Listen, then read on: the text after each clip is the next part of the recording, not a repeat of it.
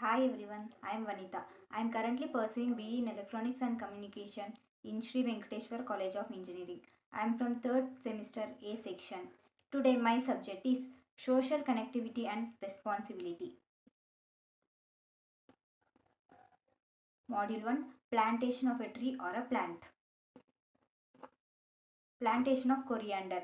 Coriandrum sativum, also known as Cilantro or Dhania, is a widely cultivated herb for its leaves and seeds. It is an annual plant that thrives in diverse climatic conditions and is valued for culinary, medicinal, and aromatic purposes. Below is detailed information about coriander plantation.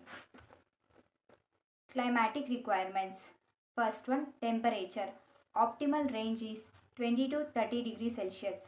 It grows best in cool, dry weather. Second one, rainfall. Requires moderate rainfall of 60 to 80 centimeter. Excessive waterlogging should be avoided. Third point, sunlight. Requires good sunlight but prefers partial shade during the initial growth phase. Soil requirements. First one, type well drained loamy or sandy oil. Second one, pH neutral to slightly alkaline 6.0 to 8.0. Third point, preparation. Plow the field thoroughly to achieve a fine tilth and well decomposed manure or compost to enhance fertility.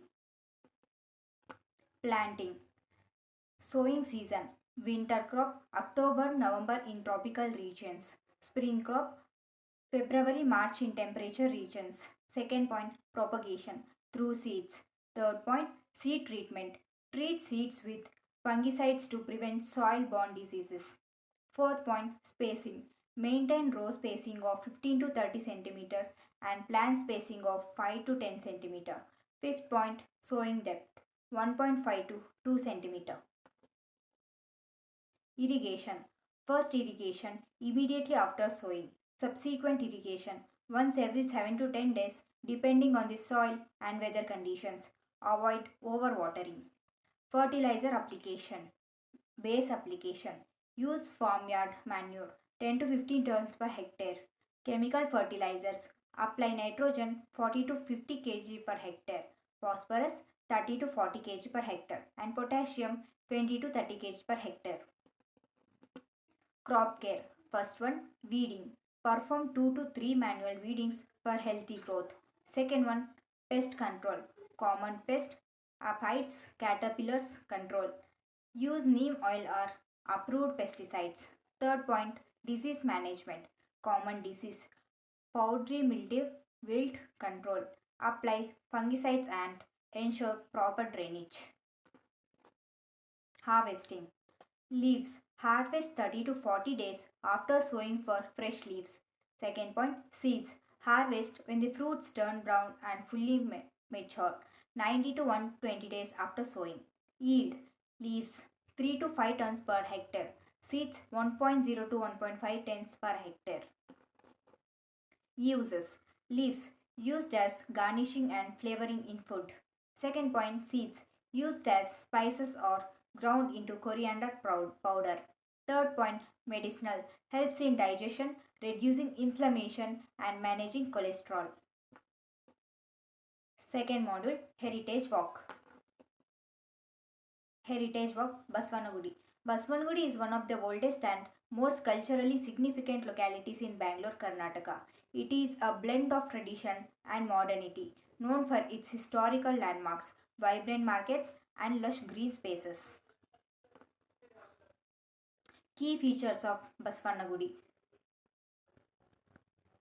Historical significance. The name Baswanagudi translates to Bull Temple. Baswa means bull in Kannada, derived from the iconic Dodda Ganapati Temple and Bull Temple, which are key landmarks. The area reflects Bangalore's rich heritage with its temples, old houses, and traditional practices. Temples and spiritual sites. Bull Temple, Dodda Basvannagudi, dedicated to Nandi, Lord Shiva's vehicle, with a massive monolithic bull statue. Dodda Ganapati Temple, known for its large Ganesha idol. Ramakrishna Mutt, a serene place for meditation and spiritual learning. Cultural and commercial highlights. Gandhi Bazaar, a bustling marketplace famous for fresh flowers, fruits, traditional items, and authentic South Indian snacks. Festivals. The Kadlekai Parishe Groundnut Fair, held annually near the Bull Temple, attracts thousands of visitors. The Bull Temple, Dodda Basvanagudi in Basvanagudi, Bangalore, is one of the oldest and most revered temples in the city. It is dedicated to Nandi, the sacred bull and the Vahana vehicle of Lord Shiva. The temple is an iconic landmark with a rich historical and cultural legacy. Historical background. Construction. The Bull Temple was built during the 16th century by Kempegowda, the founder of Bangalore. It was constructed in the Dravidian architectural style, categorized by intricately carved pillars and a pyramidal tower, Gopuram. Second point, legend behind the temple. According to local folklore, the area around Baswanagudi was once plagued by a wild bull that destroyed crops, especially groundnuts. Farmer prayed to Lord Shiva for a solution. In response, a temple was built to honor Nandi, the sacred bull, to pacify it.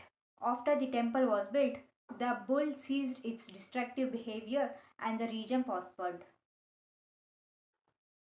The monolithic Nandi. The temple houses a massive monolithic statue of Nandi, measuring about 15 feet in height and 20 feet in length. The statue is carved out of a single piece of granite and is one of the largest Nandi statues in the world. Over the years, the statue is believed to have naturally turned black due to the application of coconut oil and butter as offerings by devotees. Cultural significance. First point, Kadlekai Parisham. Groundnut Fair. The annual fair held near temple celebrates the region's agricultural heritage. Farmers from across Karnataka bring their harvest of groundnuts to be blessed by Nandi before selling them. The fair attracts thousands of visitors and has become a significant cultural event in Bangalore. Second point, religious importance. The Bull Temple is a popular pilgrimage site, attracting devotees of Lord Shiva and Nandi. It is believed that praying at the temple brings prosperity and removes obstacles. Model 3, Organic Farming. Organic farming is an agricultural method that focuses on cultivating crops and livestock using natural inputs and process. It avoids synthetic chemicals such as pesticides, fertilizers, and genetically modified organisms, that is GMOs, emphasizing sustainability, soil health, and ecological balance. Key principles of organic farming. First point, soil health. Maintaining and enhancing soil fertility through compost, green manure, crop rotation, and biological pest control. Second point, biodiversity. Encouraging diverse ecosystems to promote natural pest control and improve crops resilience. Third point, sustainability. Minimizing environmental harm and ensuring the long term productivity of land. Fourth point, prohibition of synthetic inputs, avoiding chemical fertilizers, pesticides, and herbicides, instead, using natural alternatives. Fifth point, animal welfare, raising livestock in natural, human condition with access to pasture and organic feed. Benefits of organic farming. First point, environmental, reduces pollution and soil erosion, promotes biodiversity and improves soil health, conserves water and energy. Second point, health, produces nutrient rich, chemical free food, reduces ex- exposure to harmful pesticides and fertilizers. Third point, economic, increasing global demand for organic products offers better market opportunities, reduces dependency on costly chemical inputs. Module 4, Water Conservation. Water conservation is the practice of using water efficiently to reduce unnecessary wastage and ensure its availability for future generations. It is essential for maintaining ecological balance, supporting agricultural needs, and addressing water scarcity. Here is detailed information about water conservation. Let us see about the importance of water conservation. First one, prevents water scarcity. Only 2.5% of the earth's water is fresh water and a significant portion is inaccessible. Conserving water ensures availability for drinking, agriculture, and industry. Second point, environmental benefits. Preserves aquatic ecosystems and biodiversity. Reduces energy use in water treatment and distribution. Agriculture productivity. Supports irrigation and sustains crops, especially in drought prone areas. Fourth point, mitigates climate changes impacts. Helps manage unpredictable rainfall patterns and prolonged dry periods. Methods of water conservation. First point, individual actions.